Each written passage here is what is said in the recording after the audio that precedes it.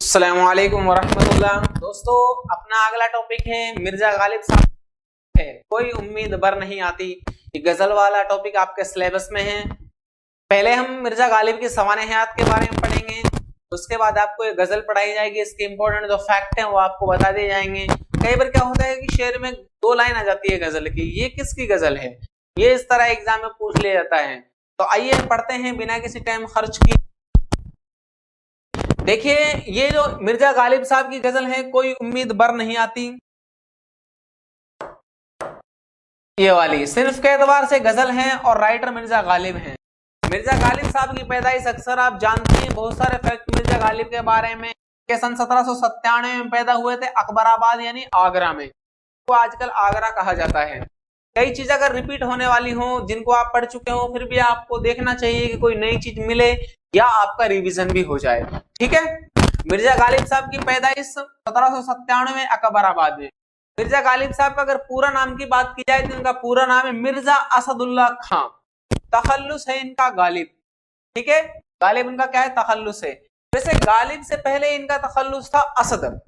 जैसे आगे देखिए, मिर्जा गालिब शायरी के इब्तिदाई दौर में जब ये शुरुआत थी इनकी शायरी की, तो उस टाइम ये असद तखल्लुस यूज किया करते थे। तखल्लुस का नाम क्या था इनका, असद।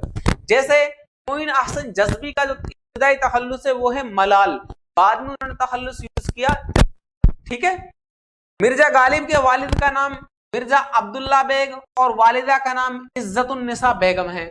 ठीक है, इसी तरह एग्जाम में एक दो बार पूछा गया है, आता है मिर्जा गालिब के दादा का नाम पूछा जाता है कि मिर्जा गालिब के दादा का नाम क्या है। के दादा कौन है, मिर्जा कोकान बेग था। अब सल्जूक तुर्क क्या होता है, आपने डरले सरतकल गाजी देख लिया होगा, वो सल्जूक तुर्की हैं। ठीक है, अलाउद्दीन कैकुबाद वगैरह सल्जूक की सल्तनत थी जो, तो वो क्या है, सल्जूक तुर्की हैं। तो ये तुर्क नस्ल के हैं मिर्जा कोकान बेग, तो गालिब भी क्या है, तुर्क नस्ल के ही थे। ओके, आगे देखिए, गालिब के दादा हैं जो मिर्जा कोकान बेग, ये मुगल बादशाह शाह आलम के जमाने में, जो मुगल बादशाह था शाह आलम, इसके जमाने में तुर्किस्तान से हिजरत करके हिंदुस्तान आए। तुर्किस्तान मतलब टर्की, तुर्की, उस तुर्की से हिजरत करके, जिसका पहला नाम क्या है, अनातोलिया भी उसको कहा जाता था। ठीक है, बल्कि अनातोलिया के नाम से ही वो मशहूर और मारूफ था। जैसे कुस्तुनतुनिया जिसको आजकल इस्तांबुल के नाम से जाना जाता है, ये वहां से हिजरत करके हिंदुस्तान आए और आगरा में मुस्तकिल सुकूनत इख्तियार कर ली, वहां रहने सहने लग गए। मिर्जा गालिब साहब के जो वालिद थे वो सन 1802 में राजगढ़ अलवर राजस्थान, हमारे यहीं पर अलवर राजगढ़ यहीं हुई थी, तो इसी लड़ाई में इनके वालिद शहीद हो गए थे। इसीलिए मिर्जा गालिब की याद है, मैं आपको बता भी चुका हूं कि हमारे अलवर में क्या हर साल एक मुशायरा भी होता है मिर्जा गालिब साहब की याद में, क्योंकि इनके मिर्जा गालिब का अलवर से बहुत गहरा ताल्लुक है। तो उस वक्त मिर्जा गालिब की उम्र 5 साल थी। आपको पता है 1802 में इनके वालिद शहीद हुए और ये पैदा हुआ था 1797 में, तो 5 साल। मिर्जा गालिब के वालिद के इंतकाल के बाद इनकी जो परवरिश की है वो इनके चचा नसरुल्ला बेग ने की है। तो देखिए, वालिद का नाम, माँ का नाम, दादा का नाम, चचा का नाम और इसके ससुर का नाम भी आपको बता देंगे, इलाही बख्श मारूफ साहब। ठीक है, मिर्जा गालिब के चचा के इंतकाल के बाद उनकी परवरिश उनके नाना ने की। जब चचा भी फोत हो गए तो नाना साहब ने परवरिश की। मिर्जा गालिब को चचा नसरुल्ला बेग के इंतकाल पर चचा की जागीर के मुआवजे में 700 रुपए सालाना पेंशन मिलने लगी, क्योंकि इनके जो चचा थे जो इनके, वो एक जागीरदार थे, तो उनकी चूंकि परिस्थिति में उन्हीं की क्या मातहत रहते थे, उनका इंतकाल हुआ तो उसकी जागीर के एवज में इन्हें भी क्या पेंशन मिलने लगी। ठीक है, उसके बाद देखिए, मिर्जा गालिब ने इब्तिदाई जमाने में फारसी जबान की तालीम मौलवी मोहम्मद मुअज्जम से हासिल की इब्तिदा में। फिर नौ मुस्लिम अब्दुस समद पारसी, ये एक नए नए मुसलमान हुए थे। अब्दुस समद पारसी ये जबरदस्त फारसी के माहिर थे, तो पारसी से फारसी जबान की तालीम हासिल की गालिब ने, लेकिन इब्तिदा में की थी मौलवी मोहम्मद मुअज्जम से। दोनों का नाम ऑप्शन में आ नहीं सकता, नाम एक ही ऑप्शन में आएगा या यूं आएगा, दोनों सही है। ठीक है, फारसी और दिगर उलूम की तालीम हासिल की किससे, अब्दुस समद पारसी से, मशहूर यही है, इसलिए किससे, फारसी भी हासिल की और दूसरे उलूम की तालीम भी हासिल की थी। मिर्जा गालिब ने महज 11 साल की उम्र में शायरी शुरू कर दी। कितने साल की उम्र में? 11 साल की उम्र में। मिर्जा गालिब की शादी 13 साल की उम्र में। क्योंकि छोटे से ही शायर, तो हो सकता है इश्क के शायर भी कहने लग गए हों, तो घर वालों ने सोचा भाई इश्क में पड़ गए तो शादी कर दो। तो 11 साल के बाद 13 साल की उम्र में इसकी शादी कर दी। कब? 1810 में। दिल्ली के मशहूर शायर इलाही बख्श मारूफ की बेटी उमराव बेगम से। उमराव बेगम, ये इनकी बीवी का नाम है, ठीक है, जो किसकी बेटी है? इलाही बख्श मारूफ की, जो बहुत ही मशहूर और मारूफ शायर हैं दिल्ली के। मिर्जा गालिब का ससुराल दिल्ली में था, इसलिए दिल्ली के लोग इन्हें मिर्जा नौशा कहते थे। नौशा, नौशा होता है ना, नया नया जिसकी शादी होती है नौशा कहते हैं। ये भाई साहब जिंदगी भर के लिए नौशा बन गए, बल्कि मरने के बाद भी नौशा है। तो गालिब का लकब इसी वजह से मिर्जा नौशा हो गया। तो गालिब का लकब क्या है? मिर्जा नौशा। तखल्लुस अलग होता है, लकब अलग होता है। मिर्जा मौलाना फजले हक खैराबादी से हुई। किससे हुई? मौलाना फजले हक खैराबादी से मुलाकात दिल्ली में हुई थी। क्वेश्चन ये आ सकता है मिर्जा गालिब जो दिल्ली आए तो उनकी मुलाकात किससे हुई? तो मौलाना फजले हक खैराबादी से। उसके बाद देखिए मिर्जा गालिब दिल्ली के बिल्ली मारों के मोहल्ले में, या बल्ली मारों उनके मोहल्ले में रहते थे। दिल्ली में ब्याह गए तो वहीं रहने सहने लग गए थे बाद में। हालांकि थे क्या अकबराबाद के, अपने ससुराल में रहने लग गए, है ना। मिर्जा गालिब आखिरी मुगल बादशाह बहादुर शाह जफर, जो 1857 के क्रांति के लीडर हुए हैं, उस बहादुर शाह जफर के दरबारी शायर और उनके उस्ताद भी हैं। ठीक है, इनके उस्ताद मोहम्मद इब्राहिम ज़ौक़ साहब भी हुए हैं बहादुर शाह जफर के, उनके दरबारी शायर भी हुए हैं मोहम्मद इब्राहिम ज़ौक़, और कौन है? मिर्जा गालिब साहब भी हैं। मिर्जा गालिब के लिए मुगल बादशाह बहादुर शाह जफर ने 50 रुपए माहवार पेंशन मुकर्रर की, जो 1857 की गदर में बंद हो गई। क्यों? इसलिए कि मुगल बादशाह बहादुर शाह जफर अंग्रेजों के खिलाफ जंग की, अंग्रेजों ने इसे गिरफ्तार कर लिया। अब जिस जिसको ये पेंशन देते थे वो सारी पेंशन अंग्रेजों ने खत्म कर दी। मिर्जा गालिब को कुछ दिनों के बाद नवाब रामपुर ने 100 रुपए माहवार तनख्वाह पर मुकर्रर किया। नवाब, जो रामपुर का नवाब था, इसने इन्हें क्या 100 रुपए माहवार तनख्वाह देनी शुरू कर दी, और उसे क्या है वहां पर। मिर्जा गालिब ने 1828 को दिल्ली से कलकत्ता का सफर किया। दिल्ली से कलकत्ते का सफर था इनका सिर्फ पेंशन के लिए, कि पेंशन की जो मसला था उसको खत्म कर दिया जाए। ठीक है, मिर्जा गालिब को मुगल बादशाह बहादुर शाह जफर ने 1850 में दबीरुल मुल्क, नजमुद्दौला, निजाम जंग, ये 3 खिताबात दिए थे। दबीरुल मुल्क, नजमुद्दौला, निजाम जंग। ठीक है, मिर्जा गालिब ने नसर निगारी का आगाज, अगर आपसे पूछा जाए किससे किया था? फारसी जबान से किया था। क्वेश्चन है मिर्जा गालिब ने नसर निगारी का आगाज किससे किया? उर्दू से, फारसी से, अरबी से? तो फारसी से किया था। मिर्जा गालिब के उर्दू में कितने नसरी रिसाले हैं? 4 हैं इनके उर्दू में। और मिर्जा गालिब का सबसे बड़ा कारनामा क्या है? उनके खुतूत। ठीक है, आगे देखिए मिर्जा गालिब के बारे में एक बात मशहूर है कि उन्होंने मुरासले को मुकालमा बना दिया, यानी इस अंदाज से खत लिखते थे गोया ऐसा लगता है कि जिसको खत है वो सामने ही मौजूद। ठीक है, यानी एक बातचीत के अंदाज। आगे देखिए उनकी अपनी जिंदगी और जमाने बहुत दिलचस्प वाकयात नजर आते हैं। सेकंड, इनके जो खुतूत हैं वो तारीखी एतबार से भी खास क्या है, काबिल कबूल हैं, इसलिए कि वो 1857 की गदर के इर्द गिर्द घूमते हैं। उसमें क्या है, तारीखी मवाद भी काफी सारा मिल जाता है इनके खुतूत। मिर्जा गालिब के उर्दू खुतूत में एक है ऊद हिंदी, इनका पहला मजमुआ है, क्या है उसका नाम? ऊद हिंदी। दूसरा है उर्दू है मुअल्ला, तीसरा है मकातिब गालिब। ये इनके उर्दू खुतूत के मजमुए हैं। आगे देखिए मिर्जा गालिब के उर्दू खुतूत का पहला मजमुआ, उर्दू खुतूत का पहला मजमुआ ये वाला ऊद हिंदी। ठीक है, पहला मजमुआ ये 1868 में शाये हुआ। और मिर्जा उर्दू खुतूत का मजमुआ उर्दू मुअल्ला ये 1869 में शाये हुआ। इसी तरह मिर्जा गालिब के वो खुतूत जो उन्होंने दरबार रामपुर को लिखे थे, आपको पता है दरबार रामपुर ने भी इन्हें क्या तनख्वाह पर मुकर्रर किया था, तो इन्होंने कुछ खुतूत लिखे दरबार रामपुर के लिए। इसे इन्हें मकातिब गालिब के नाम से इम्तियाज अली खां अरशी ने मुरतब कर पहली बार 1937 शाये किया। तो क्वेश्चन बनता है मकातिब गालिब किसने मुरतब किए? इम्तियाज अली खां अरशी ने। ठीक है, कौन से खुतूत? जो उन्होंने दरबारे रामपुर के लिए लिखे थे। ठीक है, उसके बाद देखिए मिर्जा गालिब के दीवान, दीवान गालिब में कसाइद, गजलियात वगैरह दर्ज हैं। इसमें कसीदे, गजल भी हैं, उसमें शायरी है। मिर्जा गालिब का उर्दू दीवान पहली बार कब शाये हुआ? 1841 में। ठीक है, कब शाये हुआ? 1841 में। और मिर्जा गालिब का जो दीवान है, इस दीवान का पहला शेर क्या है? नक्श फरियादी है किस शौखी तहरीर का, कागजी है पैरहन हर पे करे तस्वीर का। ये किस शायर के दीवान का पहला शेर है? मिर्जा गालिब का। ठीक है, उसके बाद देखिए मिर्जा गालिब की फारसी जबान में कुल्लियात नज़्म फारसी, लताइफे गैबी, तेगे तेज, तातिये बुरहान, शब्द चीन, पंज आहंग, महरे नीमरोज, दस्तंबु वगैरह अहम तसनीफात मिलती हैं इनकी फारसी जबान में। और मिर्जा गालिब की पंज आहंग में फारसी इंशा पर्दाजी के नमूने मिलते हैं।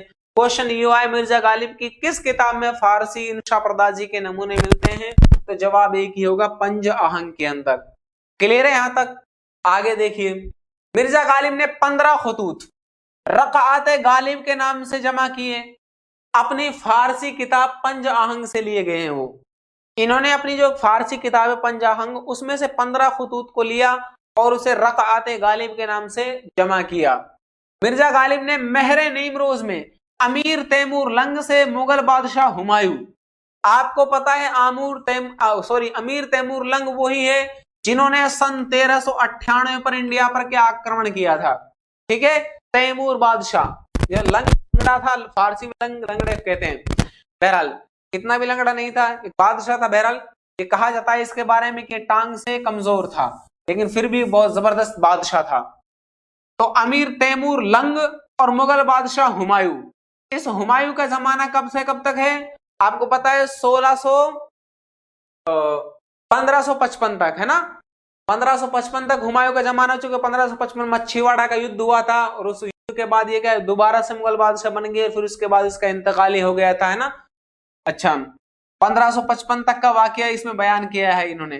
ठीक है, तो किस किताब में है? महरे नीमरोज में। कहां से कहां तक? अब क्वेश्चन यू बनेगा, मिर्जा गालिब ने अपनी किस किताब में अमीर तैमूर लंग से हुमायूं तक के जमाने या अहद तक के हालात बयान किए हैं? तो उसका जमाना आएगा महरे नीमरोज। मिर्जा गालिब ने दस्तंबू, एक जो किताब है, इसमें 1857 की जंग आजादी के हालात बयान किए हैं। अब क्वेश्चन यू बने कि मिर्जा गालिब ने अपनी किस किताब में जंग आजादी बयान किए? तो दस्तंबू में। ठीक है, उर्दू में उसका तर्जमा ख्वाजा अहमद फारूकी ने किया।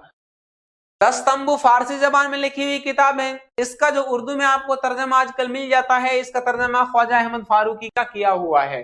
ठीक है, मिर्जा गालिब की दस्तंबू पहली बार 1858 में शाये हुई। 1857 की जंग के बारे में लिखा, 1858 में बाद में वो शाये हो गई थी। मिर्जा गालिब ने फारसी कातवे ये लिखी है, मोरेज के रहने वाले। तो इसके जवाब में मिर्जा गालिब ने एक किताब लिखी है कातिये बुरहान, जो 1800। ठीक है, आगे देखिए, रशीद अहमद सिद्दीकी साहब और कुछ लोगों के मिर्जा गालिब के बारे में जो कौलो क़वाल हैं कि मुगलों ने हिंदुस्तान को 3 चीजें दी, ताजमहल, उर्दू और मिर्जा गालिब। किसने कहा है? रशीद अहमद सिद्दीकी साहब ने। अब्दुल रहमान बिजनौरी कहते हैं हिंदुस्तान में 2 इल्हामी किताबें हैं, एक वेद मुकद्दस और दूसरा है दीवान गालिब। यानी वेद, जो 4 वेद हैं, वो 4 वेद और दीवान गालिब, ये 2 ही किताब हिंदुस्तान में क्या है? इल्हामी हैं। बकौल हाली, मिर्जा गालिब की उर्दू खत्तो किताबत का तरीका फिल वाक़ई सबसे निराला है। यानी ना तो मिर्जा से पहले किसी ने वो खत्तो किताब इख्तियार किया और ना ही उसके बाद की इत्तबा की और ना कर सका। ये किसका कहना है? हाली साहब का कहना है। 1837 पानीपत में पैदा हुए थे, 1914 में इंतकाल, शम्सुल उलमा मौलाना अल्ताफ हुसैन हाली। मिर्जा गालिब का इंतकाल 1869 में हो गया था, 15 फरवरी को दिल्ली में हुआ और उन्हें उनके ससुराली कब्रिस्तान लोहारों के कब्रिस्तान में दफन किया गया। ठीक है, उसके बाद देखिए आपका जो टॉपिक है ये गजल आपको बता देते हैं इसके बारे में। सबक कोई उम्मीद भर नहीं आती, हैयत के एतबार से गजल की सिन्फ है। ठीक है, हैयत है जो इसकी साख से बनावट है। कोई उम्मीद बर नहीं आती, कोई सूरत नजर नहीं आती। ये मिर्जा गालिब का शेर है। अगर इस तरह आपसे शेर पूछा जाए, ठीक है, इस तरह ऊपर नीचे दो लाइनें होंगी, ये किसका शेर है? तो शेर मिर्जा गालिब का है। इस शेर में मिर्जा गालिब कहते हैं कि उन्हें अपनी कामयाबी की कोई तदबीर, कोई सूरत नजर नहीं आ रही है। यानी उनकी ये हालत हो चुकी है कि ना ही उन्हें अपनी कोई ख्वाहिश, कोई उम्मीद पूरी होती नजर आ रही है। ठीक है, यानी इस शेर के अंदर मिर्जा गालिब ने अपनी बदकिस्मती का इजहार किया है कि मैं इतना बदकिस्मत हो गया हूं कि ना ही मेरी कोई उम्मीद पूरी हो रही है, ना ही मुझे ऐसा लग रहा है कि मेरी कोई उम्मीद, कोई भी ख्वाहिश पूरी हो। ऐसी कोई सूरत, कोई भी तदबीर, कोई भी तरीका ऐसा नजर नहीं आ रहा है। ठीक है, अगला शेर देखिए। मौत का एक दिन मुअय्यन है, मौत का एक दिन मुअय्यन है, नींद क्यों रात भर नहीं आती। मिर्जा गालिब इस शेर में तजाहुल आरिफाना का इस्तेमाल किया है। सनत कौन से? तजाहुल आरिफाना। यानी मिर्जा गालिब साहब को पता है कि मौत तो एक दिन जरूर आएगी, मौत तो फिक्स है। ठीक है, क्या है, हमें रात भर नींद नहीं आती। असल वजह इसमें क्या है?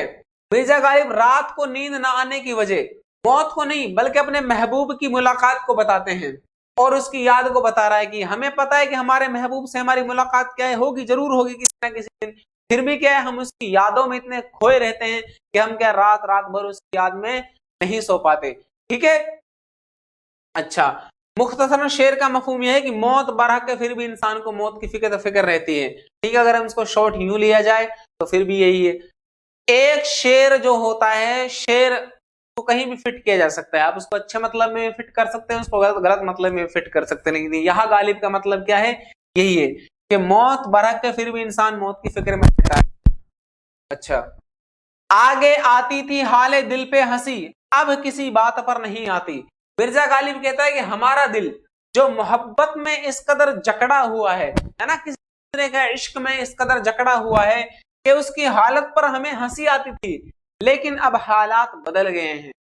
क्यों? इसलिए कि अब हम इश्क में दीवाने हो गए हैं। हमें क्या, उन्हीं से उन्हीं की बेवफाई है ना, उनका वक्त पर ना मिलना, समय समय पर क्या मुलाकात का ना होना, इस तरह के हम उनके हालात के क्या है बिल्कुल गर्विदा हो गए हैं, या हम उन हालात के मुताबिक अपने आप को ढाल लिया है, तो लिहाजा अब बात पर हंसी नहीं आती। ठीक है, जैसे हमारे महबूब ने हमारे साथ मामला किया, बर्ताव किया, तो हमें भी क्या उन्हीं के अकॉर्डिंग करना पड़ रहा है, तो अब हमें किसी बात पर भी हंसी नहीं आती। है कुछ ऐसी ही बात जो चुप हूं, वरना क्या बात कर नहीं आती। यानी मैं खामोश हूं, मैं चुप हूं, इसका मतलब ये नहीं कि मुझे बात करना नहीं आती। आगे देखिए, अपने महबूब से कहते हैं कि मैं किसी वजह से खामोश हूं, मैं किसी वजह से तुम्हारी इज्जत कर रहा हूं, है ना, मुझे डर है कि कहीं आप मुझे छोड़ के ना चले जाएं, इसलिए आप उसे मेरी कमजोरी ना समझे, है ना। यानी मैं खामोश हूं तो आप उसे मेरी कमजोरी ना समझे, वरना क्या मुझे बात का जवाब देना नहीं आता? बात का जवाब भी क्या मैं आपसे अच्छा दे सकता हूं। बहरहाल आगे देखिए, काबे किस मुंह से जाओगे गालिब। गालिब अपने आप से कह रहा है, अपने आप से कह रहा है, काबे किस जाओगे गालिब, शर्म तुमको मगर नहीं आती। अब गालिब इसमें अपने क्या गुनाहों को याद कर रहा है कि उसने किस कदर गुनाह किए हैं, फिर भी क्या वो अल्लाह के घर जा रहा है। मिर्जा गालिब अपने आप से मुखातब हो रहा है कि आपने इतने बेहिसाब गुनाह किए, इस कदर गुनाह करने के बाद तुम किस मुंह से खाना काबे जाओगे। लोग तुमसे तरह तरह के सवाल करेंगे कि गालिब आपने ये किया, वो किया, है ना, फिर आप उन सवालात के क्या क्या जवाब दोगे। तो ये एक गालिब क्या है गजल थी, और उसके शेर थे, उनकी तशरीहात थी, उसमें जो कुछ सनात थी वो भी आपको बताया गया है। इसमें इंपॉर्टेंट चीज यही है कि या तो आपसे कोई ना कोई शेर पूछ लिया जाएगा। शेर अक्सर ऐसा पूछा जाता है कि जो उस गजल से रिलेटेड ना हो, यानी ऐसी लाइन बीच में से पूछते हैं कि आप थोड़े कंफ्यूज हो जाएं कि यार वो हमने कहा पूछते हैं जिसमें से ताल्लुक ना रखने वाली चीजें हों। ठीक है, या कोई वर्ड मीनिंग पूछते हैं, अक्सर जो मुश्किल सा होता है ना, ऐसी वर्ड मीनिंग पूछ ली जाती है। तो उम्मीद है आपको अच्छे से समझ में आया होगा। फिर भी कोई डाउट हो कैसा भी तो आप कमेंट जरूर करें। अस्सलामु अलैकुम व रहमतुल्लाह।